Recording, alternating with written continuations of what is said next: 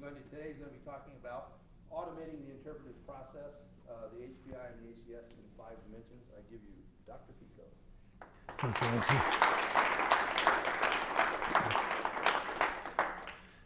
Thank you. Thank you, RT. I'll tell a little story how this all got started. I had a customer and was using a different assessment system when I did not know about the Hogan instruments. And one of the customers said to me, we need to have you use something shorter. In other words, a test that was shorter. I said I didn't know of any such tests. And he said, you didn't hear me the first time. I would like to have you use something shorter. So went home not knowing what to do. And that night, the American Psychologist, 1995, had an article by R.T. Hogan. And I called him.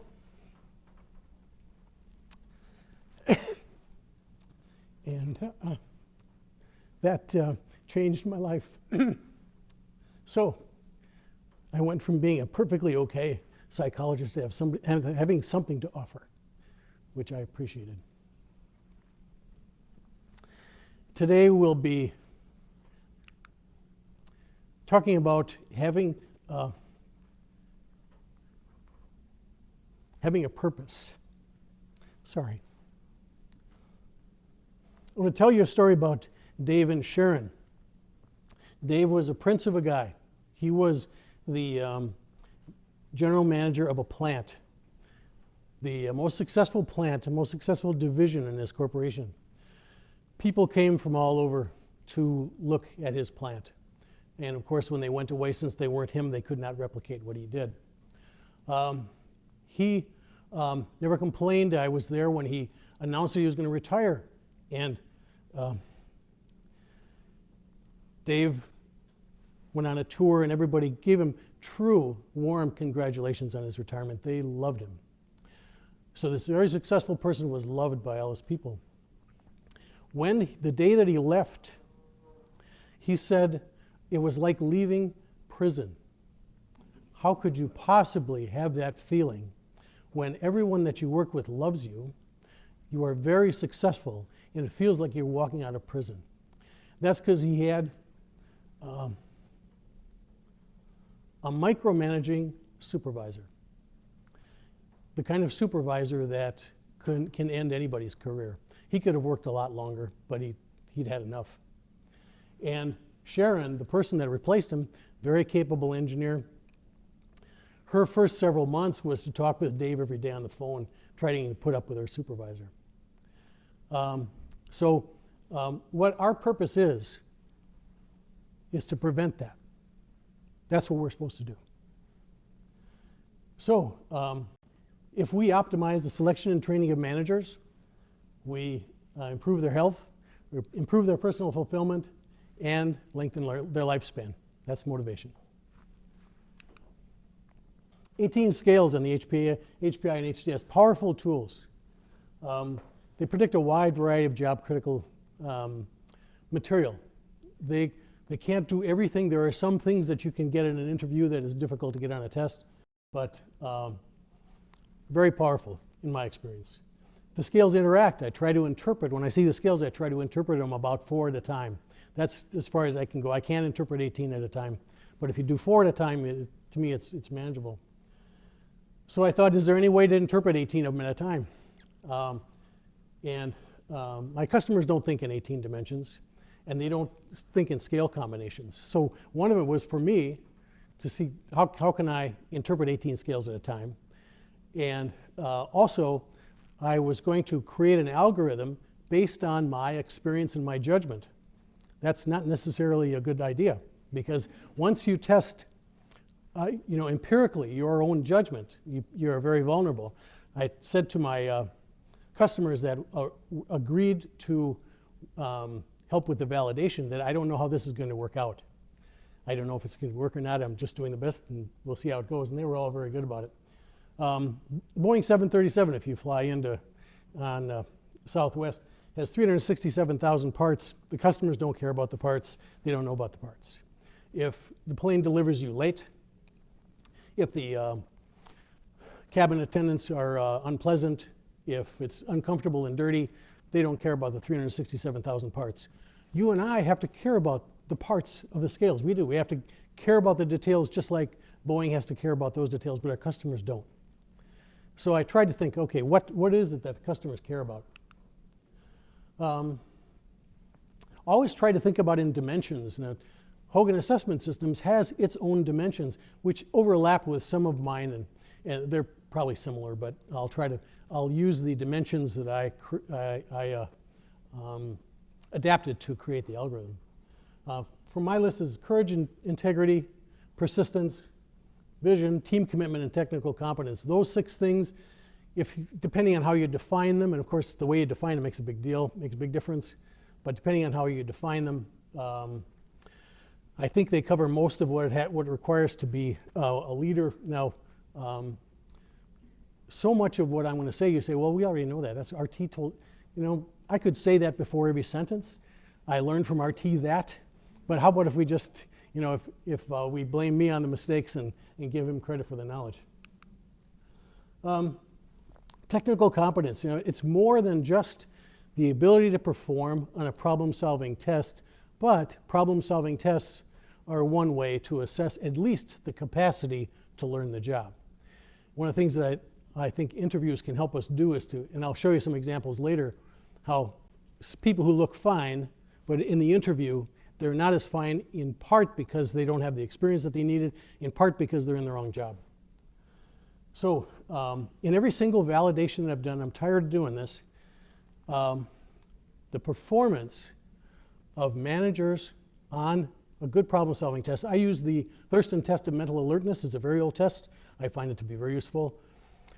But if the person knows enough how to do the job, their performance on that test, if they're doing very well in the job or doing very poorly in the job, are essentially similar.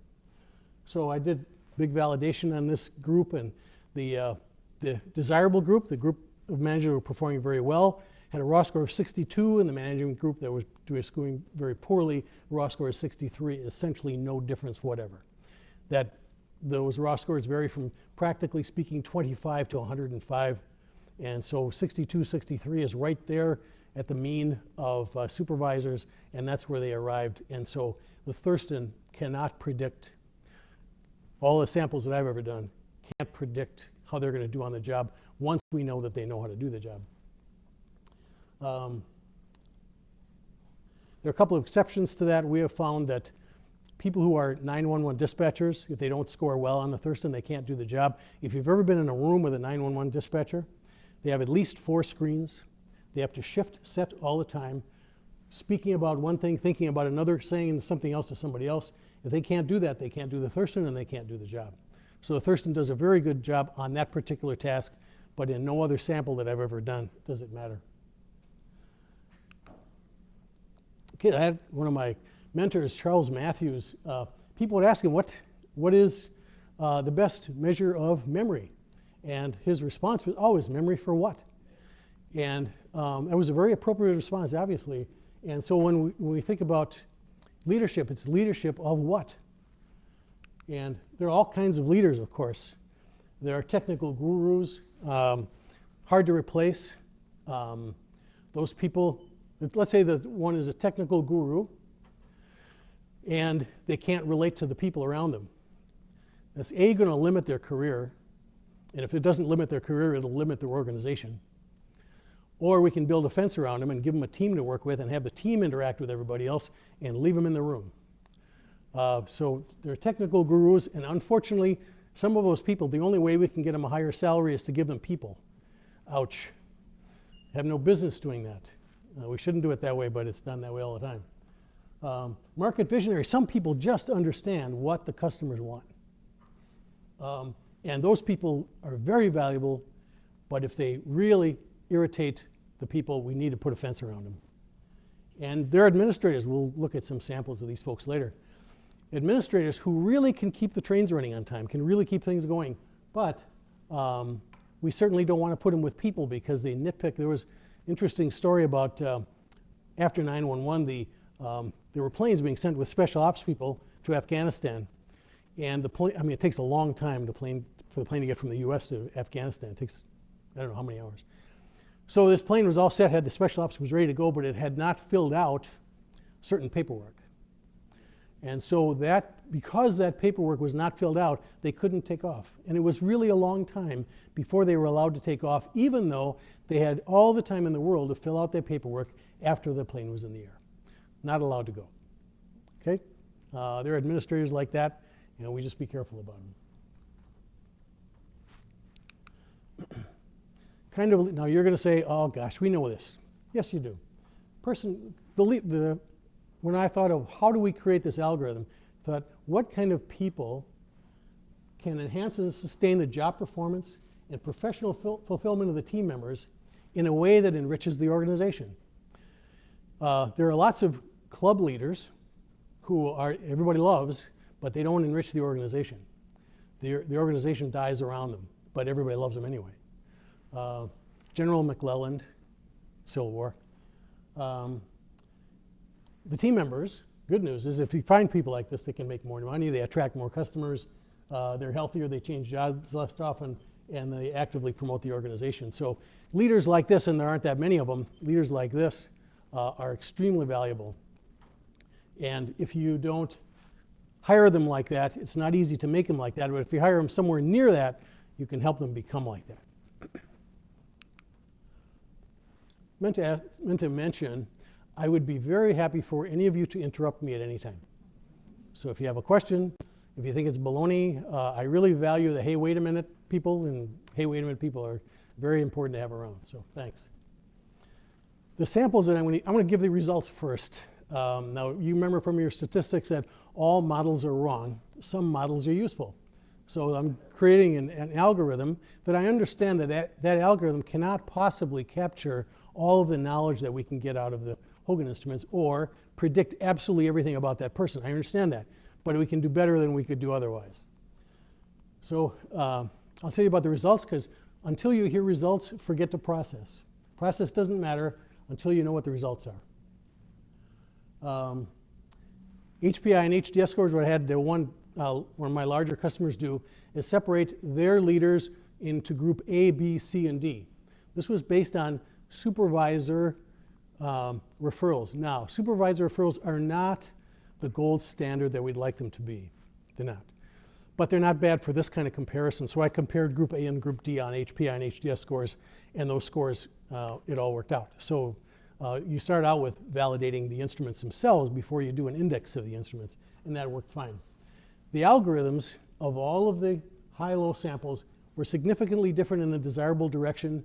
However, that's because the HPI and HDS provided me with so much good information. It wasn't, oh my goodness, you have created this new algorithm that'll tell us everything we didn't know. No, that's not true.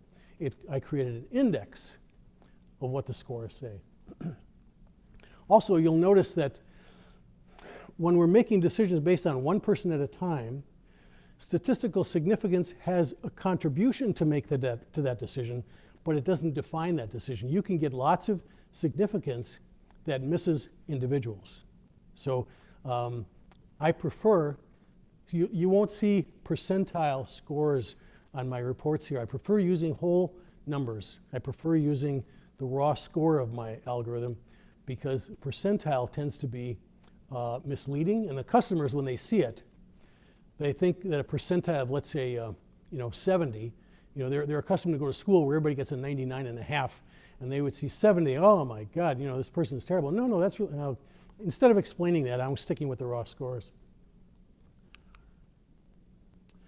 So we assessed 137 folks for a new factory, and 51 of them were hired. And so I created this algorithm and pulled the scores, algorithm scores for everybody. People who were not hired had an algorithm score of minus 11.41. You might say, well, where's the middle of that? Okay, the middle of that is somewhere just a bit below 0. And the reason that I created it that way is that most managers' performance is just a little bit below 0. You know that about 40–45% of people of managers are effective. So if it didn't come out with a slightly negative score, then I would have been facing probably an invalid picture. So, and the people who were hired had yes. So were the algorithms used to make the selection decision, or was this run after? Good question. which you're saying, is the algorithm used to make the selection decision? The answer is no. I just finished gathering that data about 2 weeks ago.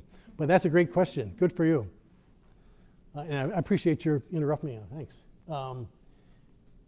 So I just made this distinction between people who are hired or not hired. And one of the reasons for that is because when you use people's ratings, it gets all messed up. But when you make hard decisions like whether they get hired or not, it makes a difference. So anyway, that's what the criterion we use for that one. And the algorithm worked in all the other samples, so you'll see that. So this is the new plant, and so it's across these 5 dimensions, and I'll define them a little bit later. They're a little bit what you think. Hired people at a courage, courage is 0.57. Yuck, that's a problem. Well, part of courage is decision making and the ability to make a decision and to be willing to sacrifice for it, etc. So it's a courage as defined by this algorithm is a fairly high bar. So try not to be too critical here. And the not hired is minus 3.89.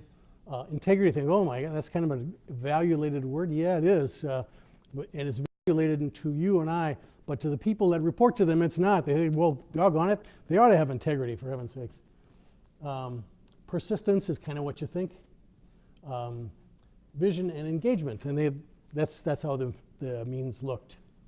Any questions about that? Whenever you're making decisions, do you ever weigh certain dimensions more than others? Oh, excellent question. Yeah, excellent question. And that's what went into the algorithm. I did all of that right in the algorithm. So yeah, you're saying, do you weigh different scales differently? I sure do. And in fact, that's how, one scale might mean something in courage and a different thing in integrity, something else in team commitment. So each scale, it depends on what you're looking for. Yeah, thanks for the question. Do you weight these different constructs here, like competencies, courage, integrity? Do you weight those more than others? Oh, yeah, another very good question. Yeah, what you'll see is that some organizations really want integrity and persistence. They want you to do something, and they don't want you to get into trouble. And the rest of the stuff they'll put up with. You see that a lot of the time, and so then when you're coaching the manager or whoever you're dealing with, you say, this is what you're getting. You're getting people who are, they'll do something, since they don't have much in the way of vision, they don't know why they're doing it, what they're doing it for, but doggone it, they'll do it, and they won't get into trouble. Well, the trouble of not getting into trouble is that you're not willing to make too many risks, and so there's the other side of that. So anyway, yeah, thanks. So that's more descriptive rather than prescriptive, is that correct? Oh, how do you mean that?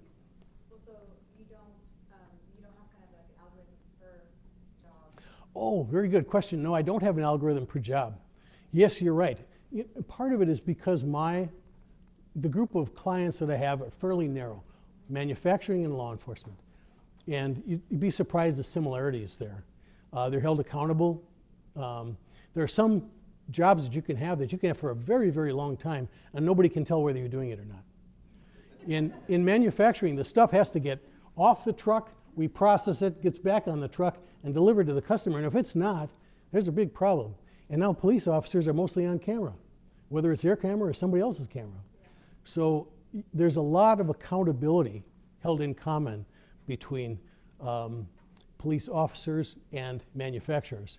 Now, you don't see cameras on police supervisors, which is where they belong, but oh well.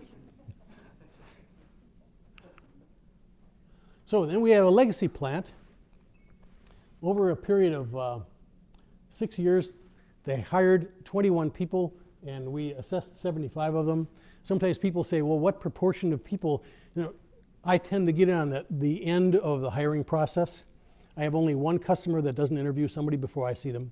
And so they'll say, this person's qualified, et cetera, we interviewed, so we'd like you to see this person, and so I will. But about 1 in 3, thereabouts, of the people that they believe are fully qualified probably actually would fit the job, 1 out of 4 maybe. They were all technical sales, managerial people. People were not hired. They had that algorithm score minus 5.34, and you might say, oh boy, that's a pretty bad score. No, it's not. It's not that much below the mean, and so what I'm saying is that their selection process was actually pretty good. But we were able to improve that. We got an algorithm score of 26.1. Yeah? So for the ones not hired, that's an average, and the ones hired, is that a sum, or is that also an average? That's an average. Okay. Yep. So mean score. Sorry, I should have made that clear on the slide. Thanks. Yep. There was another one, I think. Another question? Yeah. So do you believe that using your assessments at the end of the hiring process is more beneficial, or only because this organization you found is having a really thorough process and is doing a good job? Do you think that's something you could prescribe to more? Very good question. Should an organization have me at the end, us at the end of the beginning? Where are we? I prefer to have myself toward the end, because when they never even interview them, I feel like a lot of those assessments are a waste of time. That my wife, the office manager, would have been able to say, no, don't bother doing this. And so they haven't even talked with the person or anything. And so a lot of the people, when they show up, we think, oh, come on, this isn't going to work out, and it usually doesn't. So I prefer being somewhere in the middle. Not the very last human being that's going to see that person, but somewhere, about 2/3 of the way through the process. Doesn't bother me at all when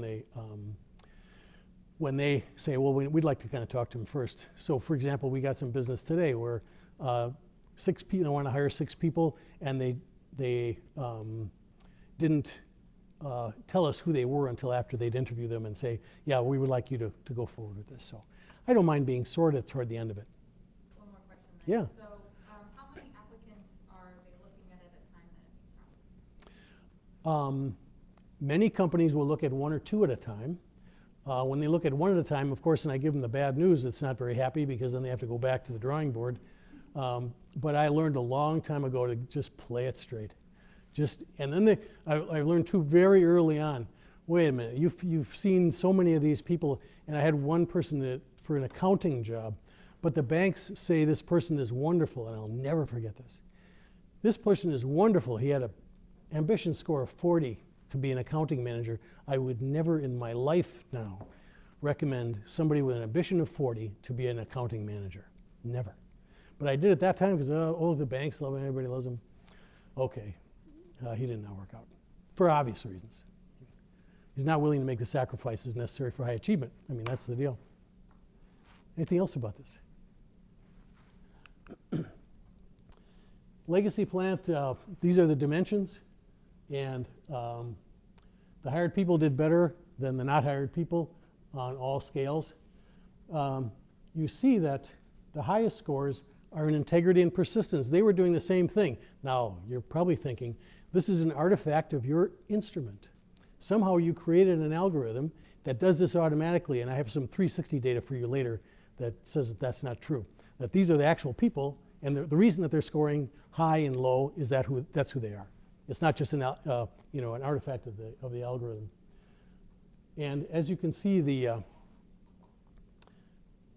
best score for the not hired people was, of course, persistence. In other words, they had at least the initiative to look for the job and to interview. And when they interviewed them, they thought, well, at least this person is willing to put some effort into the work.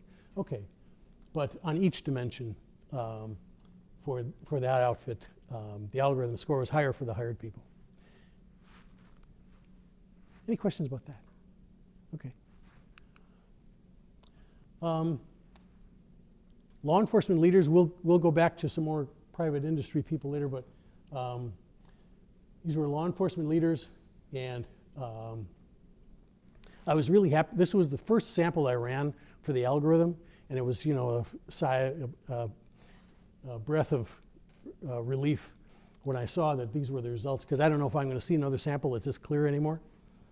It's nice when you get a sample that's so skewed. These are people who are now working as leaders in the department, and the preferred people got promoted, and the not preferred people did not get promoted. And it would even be stronger than that, except for one guy. One guy did not get promoted, and that's because he transferred to another department. He got promoted there. So I thought, no, that was not the criterion, so okay. So the results would have even been stronger if he'd have been on the other side of it, because he was a great guy. So you see the highest scores on the algorithm for the preferred leaders, integrity and persistence. Get something done, and don't get me into trouble. Any questions about this? This is strictly non-sorted. So this is a whole bunch of leaders, law enforcement leaders, and so their mean score is minus 6.4. And no surprise, integrity and persistence were the highest algorithm score, and you'll see that on the 360 as well.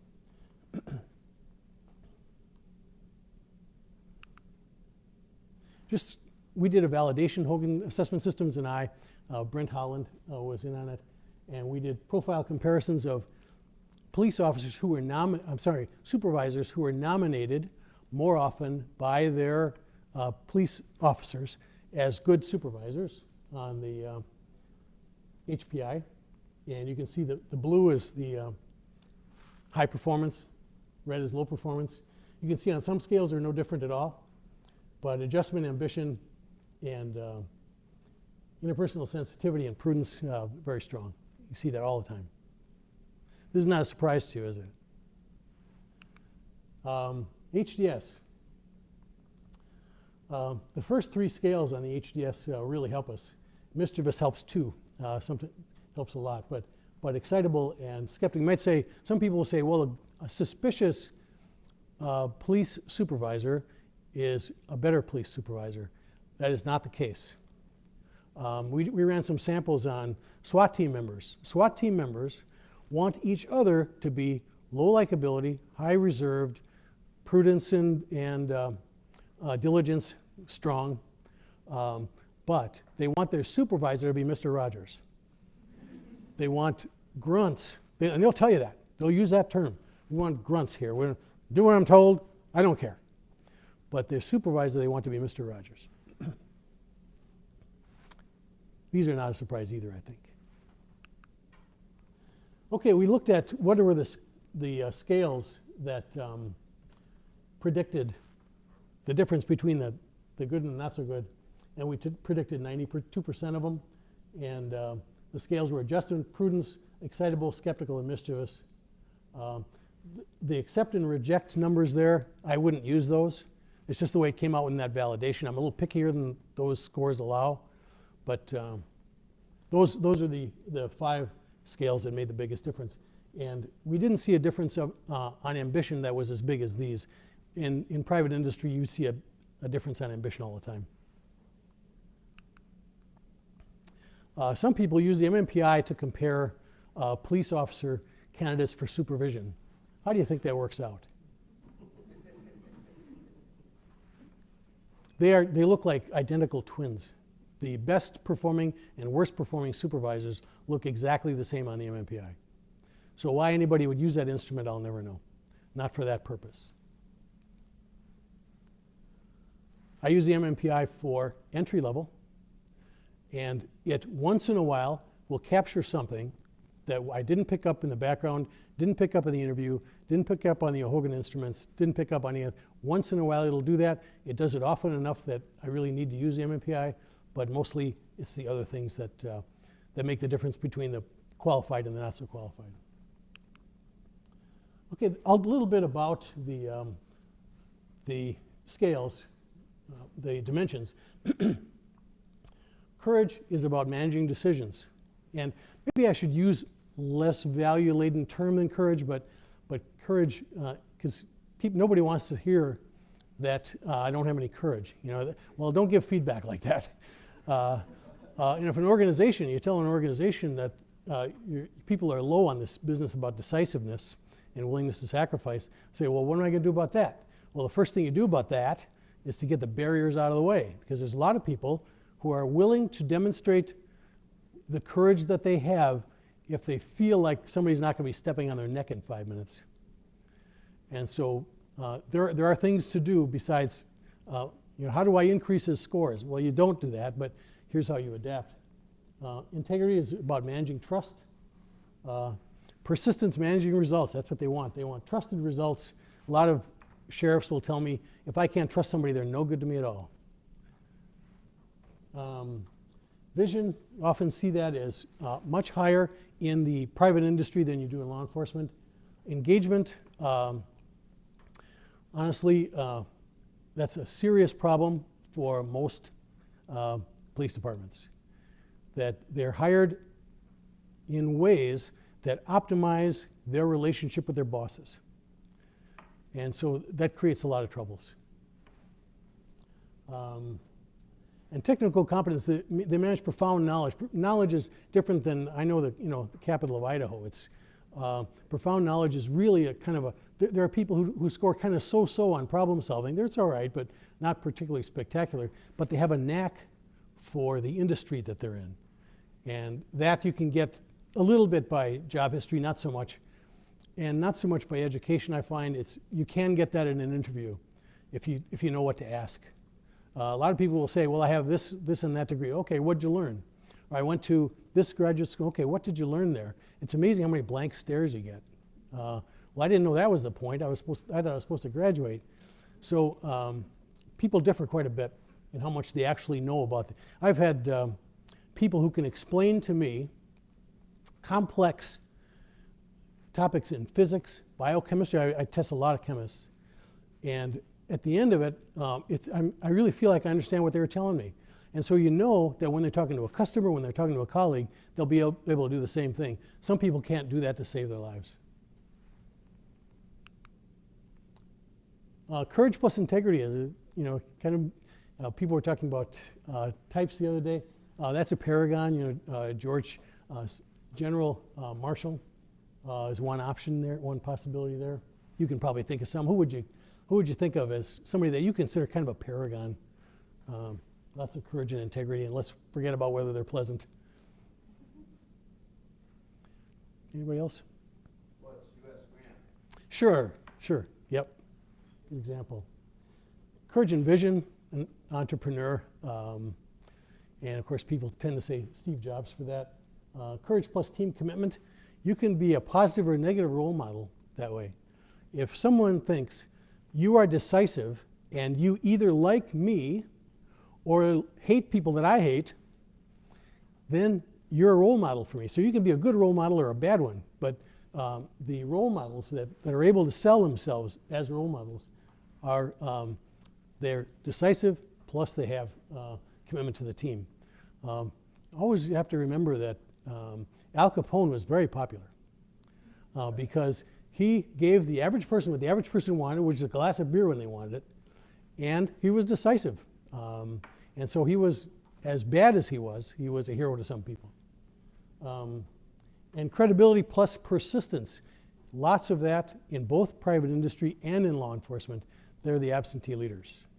They're the people who their boss thinks they're doing very well and the team thinks, what in the world are they doing here? Any questions about this? Yeah. 30 minutes, okay. We'll go through I won't make you look at these for very long, but supply chain manager, everybody loves this person, and let's look to the far right at algorithm scores. This is about as good as it gets. People don't get much higher than this. The person who works with this individual says that I've never heard anybody say anything negative about this person, and he always gets everything done. So this is what they're supposed to look like. Now, his adjustment's a little high for a lot of people's interests, but in supply chain management, you have to have kind of a thick skin, and you have to think that everything's going to turn out okay, and that's all right. Cautious, low cautious, think, well, wait a minute. If you're not willing to take some risks, you don't belong in supply chain management. And you can see that all those scores are high. We can't say, what's he best at? Well, he's best at all of it, so just see if he's got a twin brother. I will sometimes change the gender of the person I'm talking about, and sometimes I won't. So don't take seriously when I say him or her. I just kind of mix them up. This was another candidate for the same job. Lots of experience. Problem solving is okay. By the way, can you see the numbers, or are these too small for you? See the numbers? Okay. Well, what kind of problems does he have? Yes. Those are the problems he has, yes. And so they brought him in, and they thought for sure he would work out okay. I said, never, don't do it. And you might think, well, those scores aren't that bad. That's why you create an algorithm and you put them all together. The mischievous of 97 was not a help. Sales and marketing manager, when she walks in the door, you know two things are going to happen. Everybody's going to notice, and something good is going to be the result. She has very strong positive presence, and a whole lot of fun to have around, and you know that she's not going to waste your time because she's not going to waste her time.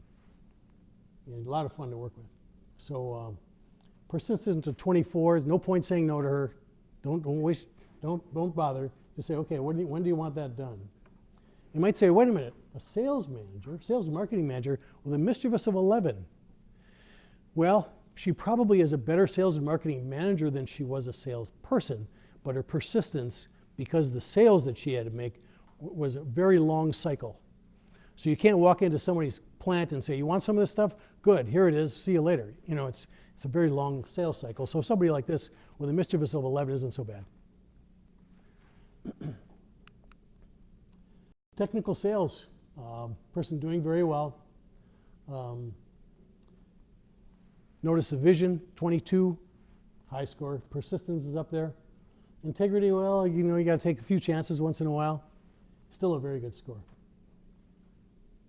And Boulder 93. One of the things that this algorithm, creating this algorithm did was help me respect the value of a moderate elevation on bold and mischievous. It's not like mischievous 11 is bad, but mischievous and bold in the 60s, 70s is actually desirable. So you had to adjust, so I'll go over that a little bit later. Customer service manager, very nice interview, very nice, very pleasant person. I said don't hire. What do you mean don't hire? Everybody likes her, good, but she's not going to produce. Adjustment of 44, ambition of 40, and we have bold of 0 and a mischievous of 4, and then dutiful of 22. I mean, where are we going with that? You know, yeah, oh yes, yep, she's all those things. Also, the term I use for my customers is, this is a for-profit organization. You're supposed to make money here. She's not going to make money for you. Have her as your neighbor. That's fine, but don't hire her.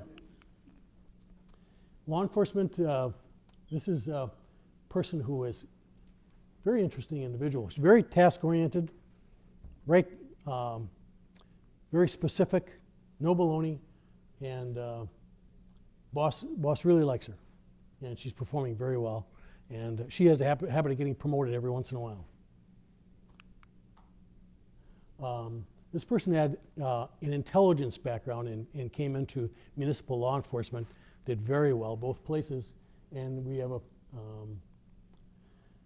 persistence and vision. You know, you don't get a lot of high vision scores in law enforcement leaders, but we did here, and his intelligence background probably it's not that the intelligence background gave that to him, it's that he had that, and so he was able to have a good intelligence background.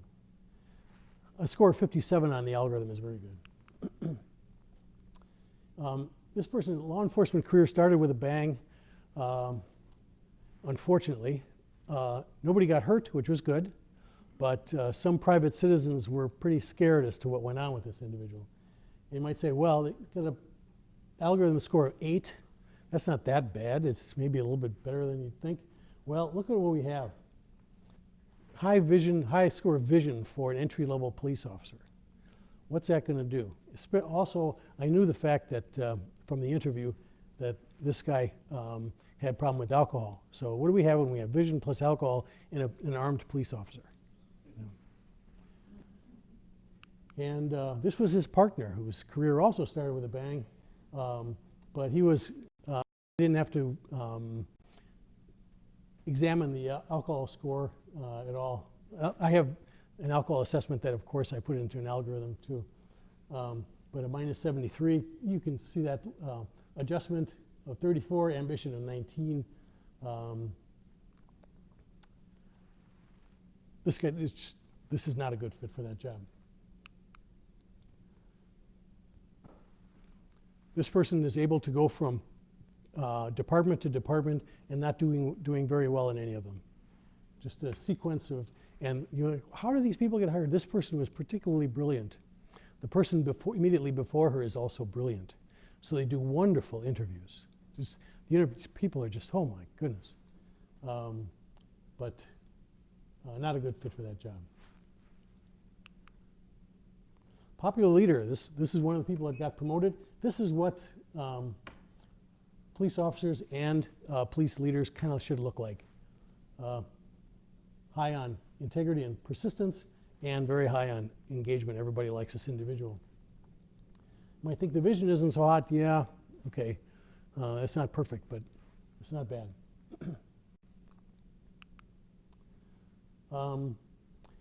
This is a law enforcement administrator, fairly successful. But as you see, with courage or decision making, et cetera, managing decisions, and vision not so good. And this person was very much trusted by the board, but didn't really take the department anyplace. Administrator, got things done, no scandals, things went okay.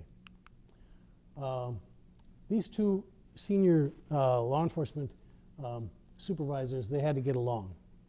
And so can you picture somebody with a courage of 11 getting along with somebody with a courage of -22, or integrity of 9 with an integrity of -23, and all the way down the line? These are what you get called in on for coaching. Because these two people, the green person carries the red person. And without the green person there, the red person would have troubles. And you can see where that is. Interpersonal sensitivity of 16 and prudence of 27. It's just rough. And this was one of the examples, the green of the bold and mischievous. One of the examples that helped convince me that a moderate score in bold and mischievous can be a substantial plus. Candidates for chief. Hired the first one. You might say, wait a minute, that person did not have the highest algorithm score. That's true. The second person I talked to for an hour and a half in an interview for police chief. Not one single time did he mention the word crime, victim, law enforcement. I thought I was talking to a mayoral candidate. There's nothing wrong with mayoral candidates. That wasn't the job. The job was police chief. Well, if you're going to be a police chief and you don't know what crime is, you don't know what law enforcement is, and don't know what a victim is, and don't know how to prevent crime, and don't have any systems, I don't care how happy you are. And I felt for this guy because he grew up in departments that just, very reactive, no systems, no nothing. The next guy was a very nice guy, a political guy. Really should have been the mayor or the city manager. Nice guy, all's well, but he really didn't want to be in law enforcement. He said that in the place where he currently was, that he had all the law enforcement problems solved already. Isn't that wonderful? It must be heaven or someplace. But and then the holdover, I think they just kind of threw that guy in. He was from the previous administration. He had no business whatever being a supervisor. The first guy, you see that engagement of 3, and that kind of worked out because the previous chief was incredibly engaged with his officers, that it was a club. And there were some scandals going to come up that somebody whose engagement wasn't that strong was going to have to manage, because people weren't going to like him pretty quickly. I'll go over this kind of fast. All law enforcement leaders in this particular group, fairly large department, and they had a mean score of -17.7. You think, wait a minute. I mean, that's everybody? People that were supposed to be performing well and not performing well? Yes, because they were mostly independent contributors. These were not team people. They weren't selected that way. They were selected based on interviews that were looking for independent contributors, and that's what they got. So they got people with lots of vision and sort of able to make a decision, but no engagement and taking a lot of risks. That was dicey. So this is the 360 data. Now, I wasn't able to prepare the people who were going to do the 360 ratings. So what happened is that the targets were folks in a leadership training situation, and they got their friends or their colleagues to fill out ratings of them on certain dimensions. And so everybody was either a 4 or a 3 out of 4. And so we didn't, it was either 1 or 2 out of 4. And so The 360 tended to make it look like integrity and persistence were not quite as important. They got higher, they got, I'm sorry, this is a lower score. Lower score. So these three are higher. So their colleagues said, yeah, they can make a decision, we can trust them and they do their work, but their vision is kind of so-so and their engagement is kind of so-so. So anyway, the law enforcement algorithm kind of matches the 360. So why create an algorithm? Customers think in a narrow number of dimensions. They don't think in scales. It eases communication with coaching, I think. And you can compare across organizations. So you'll get one organization as at minus 17.5, and you think, oh boy, you know, that we're going to have some work here. And another organization, the mean score can be quite a bit higher. And studying the validity of the predictions is good practice. I mean, otherwise we're in echo chambers all the time. So the validations that you guys do, I think, are really critical. How to do it? You already know how to do it. You identify dimensions that you like, and those dimensions you're going to have to think about. It's not all about data. You also have to kind of reason through it. And the data has to support your reasoning. But without that reasoning, without a little bit of imagination, you won't, the numbers don't matter. So what I did was take all the scales, except for learning. I didn't use that scale. And assigned -5 to +5 for every level. So for every scale, 5 levels of that scale. Really high, sort of high, in the middle, sort of low, and really low.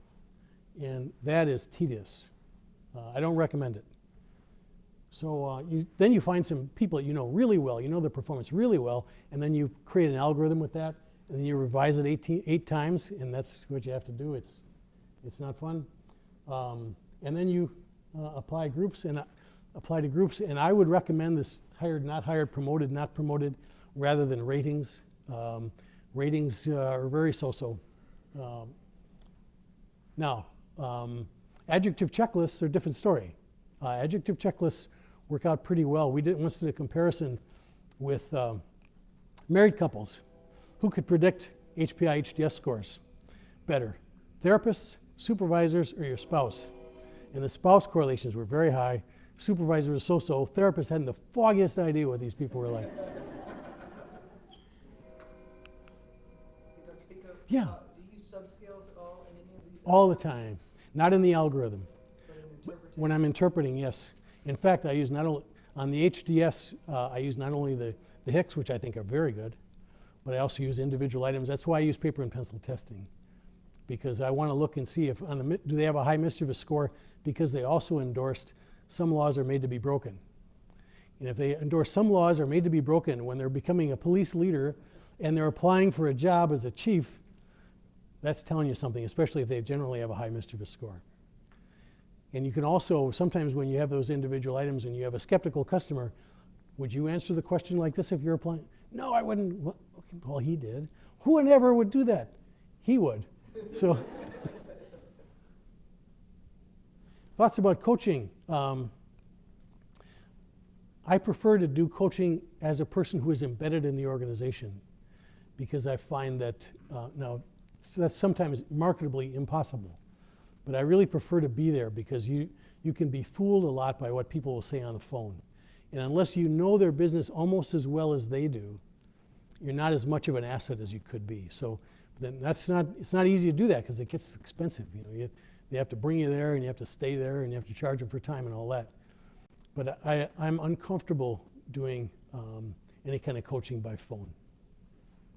And certainly not if somebody says, we have a problem with X person, or X person is being onboarded, and we want that to happen better. I don't coach the person. I coach the team that the person is overseeing, because you can be hoodwinked even if you're in that building if you don't talk to their team, and if you don't watch them work with their team, and if you don't teach them how to work with their team. Okay, what are we trying to do? How do you explain this to team members? You don't say, here's this really scale, and I spent a lot of time making this algorithm. You know, they don't care about that. We're trying to create flow. Flow is, I tell them, when you go fishing, and the engine doesn't start on your boat, and it gets all clogged up in the weeds, and the mosquitoes start biting. At the end of the day, you're tired and nothing has happened and you're mad. And when you go fishing and nothing happens but you catch a lot of fish, the same amount of time is devoted, and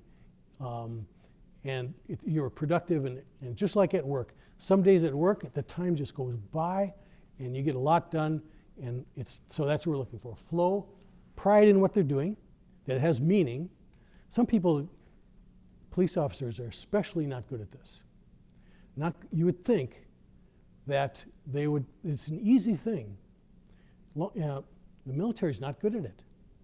Not good at convincing the soldiers, convincing the sailors, convincing the airmen, convincing the law enforcement officers that this is really a good idea, that without this we don't have a civilization.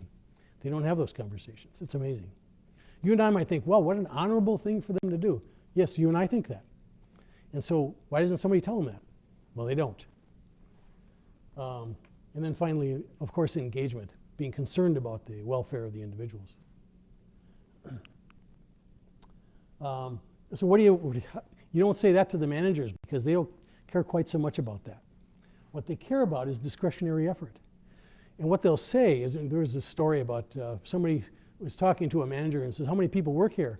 And the manager said, about half of them. Well, the discretionary effort is what is meaningful to the managers and the owners of the business. If you tell them, listen, this is what we're trying to accomplish for you. We're trying to accomplish that all of the people who work here put extra effort into it, use extra judgment, extra kindness toward each other, extra everything, that takes exactly the same amount of time as sitting around and being grumpy. It takes the same amount of time, same amount of effort, but they're volunteering to be more devoted to you than they were before. That is what we're trying to do. We don't talk to them about scales or algorithms.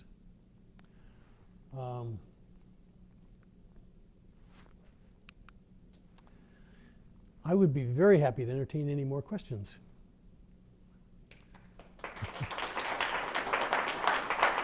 Thanks. Yes, RT. I do have a question. You're the person who introduced me to Bridgestone's test of mental alertness. Yes. None of these folks know anything about it. Okay, great. Can you tell them about its unique item content? Yes, yes, thanks. Thurston test of mental alertness, the items come like this. 2 items having to do with words, like synonyms, logic.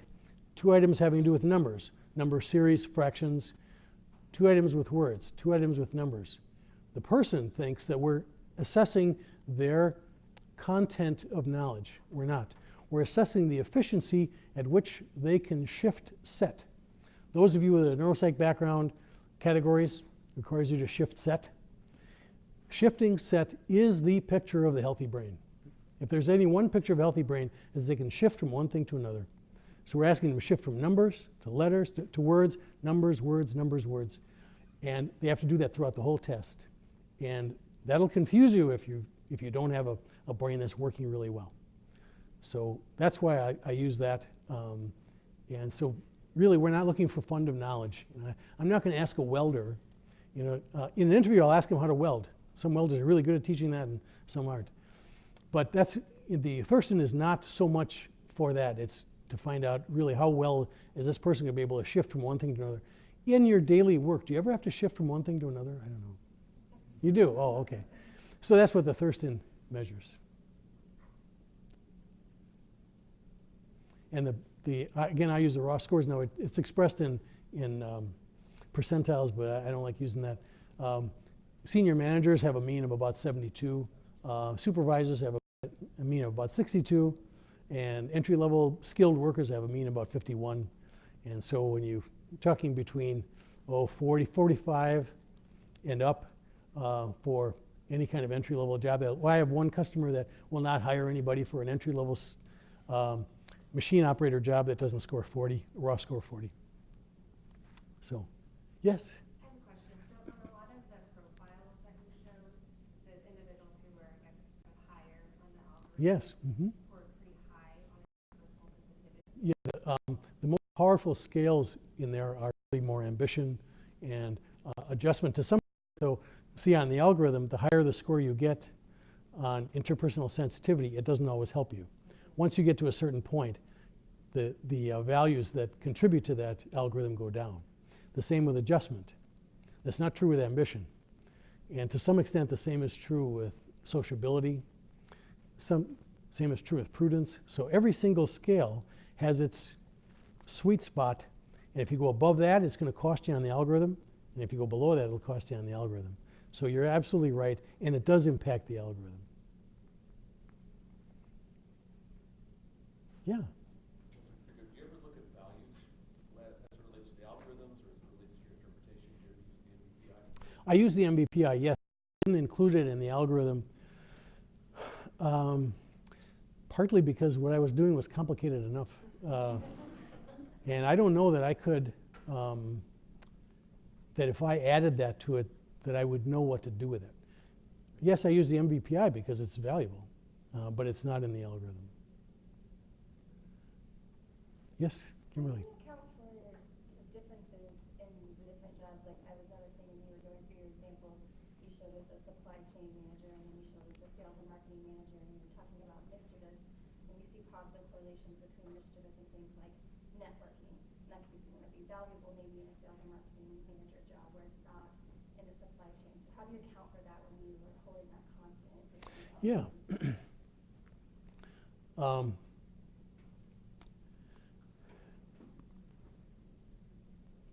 You know, when you're doing 5 levels for each scale of 18 scale across 5 dimensions, you're making about 435 comparisons. So I tried to think about what makes sense across as many dimensions as I can, though I wouldn't use this algorithm to help me understand who would make the next good manager of a design function in a furniture factory, because I would strictly look at the scales for that. But when we're talking, especially when we're talking about a manager, once we get into the higher mischievous scores, we're getting somebody who is a little too glib and not easily trusted, et cetera. So the algorithm is not, is to inform me, it's not to direct me. So you're right, but we have to understand that a moderate score on mischievous helps you in the algorithm. A high score in mischievous goes the other direction. So you're right that it doesn't fit all across jobs, but again, we're looking for that person who enhances the performance of the person around them. So if they can really sell a lot of stuff, well, that's good. They're not enhancing anybody's performance except their own. But now we're giving them people to report to them. So they're supposed to care about the people around them. And somebody who is really high on mischievous and high, let's say, on bold and high on imaginative, oh my goodness, a great salesperson could well be, but wait a minute. If you put somebody to report to them, it's going to be a different ballgame. And using this managerial level. Yeah, pretty much, yes. But again, the algorithm informs me, it doesn't direct me. But it is kind of nice because there were some of these tests that didn't look that bad, but their algorithm looked bad. And I put them all together at once, which was the whole idea, to say, okay, how can I get some help with this 18 scales at a time? Yes? So you mentioned that you use your algorithm for scales primarily with management. Yes. Also, maybe after some law enforcement have gone through the academy. Do you see any value potentially using this prior to putting candidates into the academy such that they would go? Yes, I use the Hogan instruments all the time with entry-level officers, all the time. Every single person I see, HPI and HDS. And they help screen out more troublesome people than the MMPI ever would. Yes, some departments make pretty substantial investments in people without really knowing the people very well. And you can make it through the academy because you know you're always under the, somebody's always watching you. Yeah. Do you use the algorithm for that, or just for the? I use the scales for that, and the algorithm informs me a little bit, helps me, just. So you do run the algorithm? Oh, sure. We put a couple of bucks into IT, and I can just punch the. Because with 435 comparisons, you get sick of that real fast. So yeah, all I have to do is punch in the scales, and it'll send it out. Yeah. So your recommendations are always go or not go, basically. Ah. For what was on the slide. So maybe that's incorrect. But so I guess my question is the recommendation recommend or not for the promotion? And then what does the organization do next? Because you mentioned, you know, being preferred in the middle. Do they then have an interview to get to that conclusion themselves? Or are you really trying to guide what that process looks like? Usually the ratings cover 3 possibilities: acceptable, acceptable but not strong, or questionable. I don't rule out anybody because it's not my job. If you want me to do that, then give me a pension. You know, I'm not in here.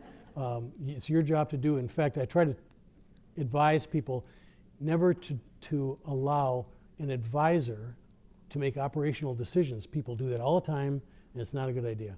I'm an advisor to you. Here is why. My reports are about 8 pages long usually. Here's why I said what I did. And you can make up your mind, but it's acceptable, which is there are strengths here, and you know there's human risk, but not much. And acceptable but not strong is here's what to watch out for.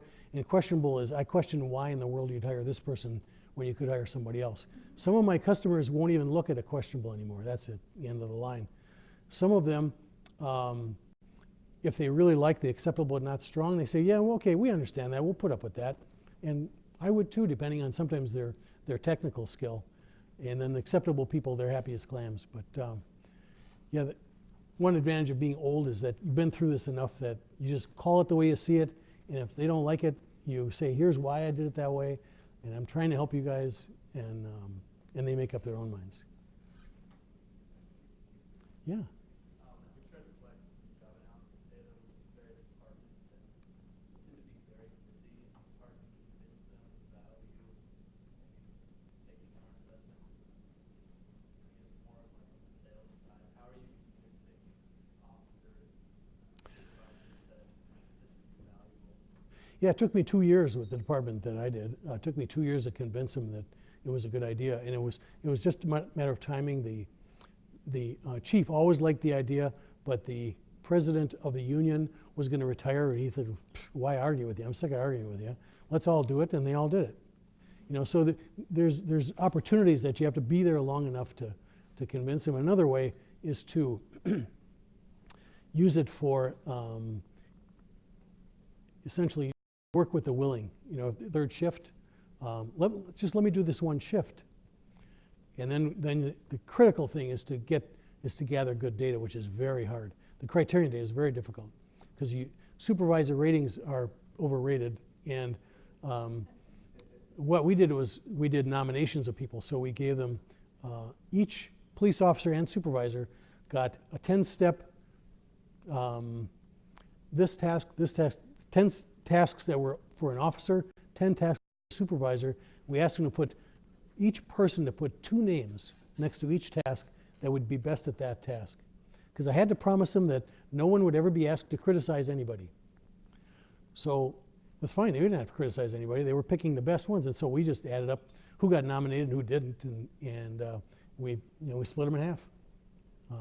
And I would use that kind of real stark comparison rather than work with ratings. I'm skeptical about ratings. That's why I try to advise people about the performance assessments. Performance assessments, as you know, mostly make people worse. Mostly do. That doesn't mean they all do. There are right ways and wrong ways to do a performance assessment, but I have a hard time talking people into doing it the way I try to convince them. I try to have them to do it over 2 days. They have to have a sleep cycle in between because we are human beings. Any plan that you have that doesn't understand that you're a human being is not going to work.